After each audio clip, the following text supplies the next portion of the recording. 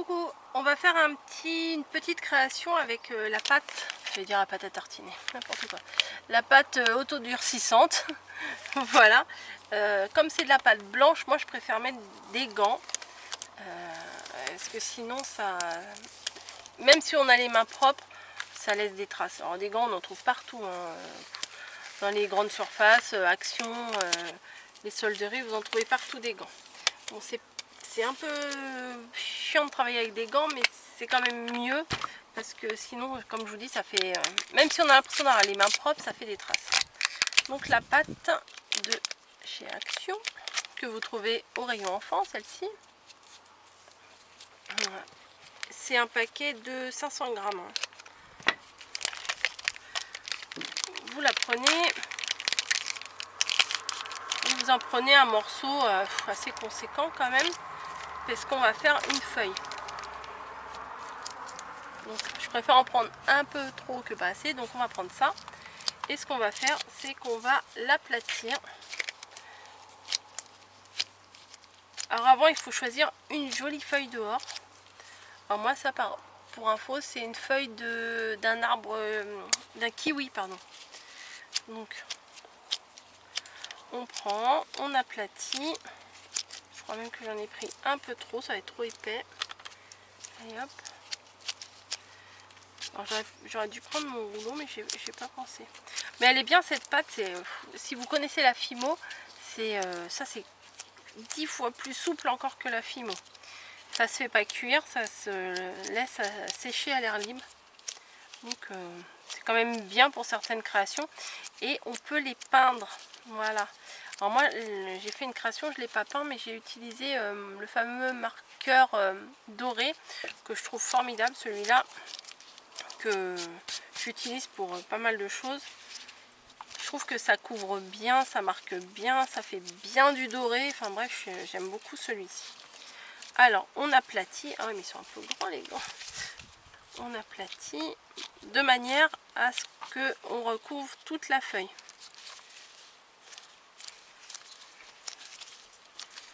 Voilà. Hop.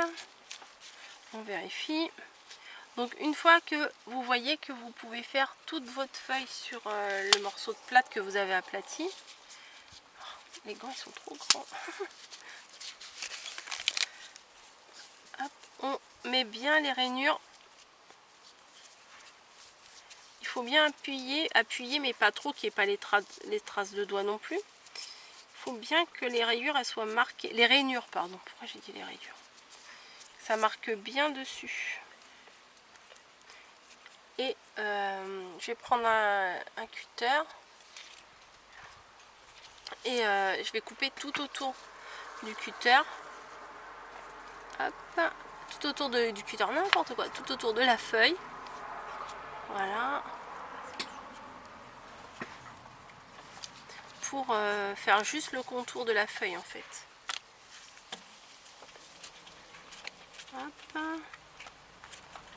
À bord, tout au ras et tout autour. Voilà. Alors faut y aller, faut pas faire ça vite, hein, faut faire ça tout doucement. Hop, on redessine la feuille. Voilà. Donc on a juste le contour là. Et ce qu'on peut faire, c'est qu'on va remonter un peu les bords. Tout en aplatissant la feuille pour que les rainures se marquent bien.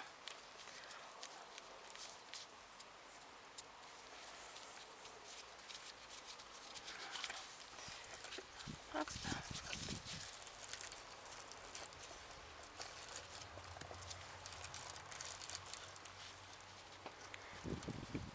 Voilà, moi je vais remonter les bords légèrement.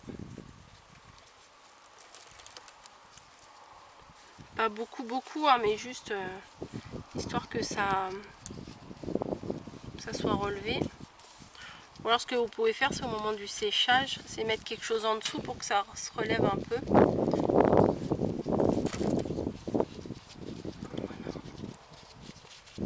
Et Et après on enlève la feuille et vous allez voir que les rainures sont marquées. Et il n'y a plus qu'à modeler, vous voyez. Si vous voulez en fait que ça repique un peu, en fait vous mettez un stylo, un crayon, enfin quelque chose pour que ça relève un peu, pour que ça fasse une coupelle si vous avez envie que ça soit de cette forme là, le temps que ça sèche. Voilà. Bon, il faut attendre bien 24 heures ou voire 2 jours hein, pour que ça sèche correctement et vous obtenez ça.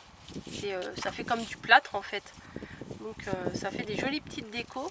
Au pire là juste avant, ce que vous pouvez faire c'est faire un petit trou avec une paille par exemple. Vous faites un petit trou comme ça, vous pourrez après passer un cordon pour faire une déco de sapin ou pour l'accrocher quelque part quoi. Vous voyez, là j'en ai pas, mais par exemple avec un crayon ou un scalpel, hop, vous faites un petit trou ici, hop, comme ça après vous pourrez passer une petite corde ou quoi que ce soit si vous voulez l'accrocher quelque part. Voilà, donc on le fait bien sécher. Et comme je vous disais, par exemple, bon, on peut prendre toutes sortes de feuilles hein.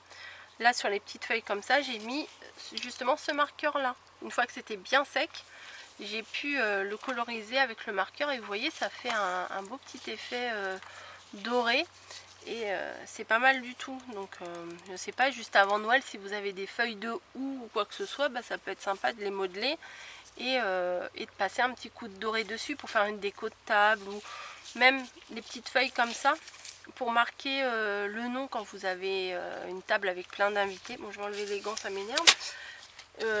Juste pour marquer les noms, vous pouvez écrire tout ce que vous voulez dessus, ça, avec les marqueurs comme ça fonctionne. Voilà, donc j'espère que ce petit tuto vous aura plu.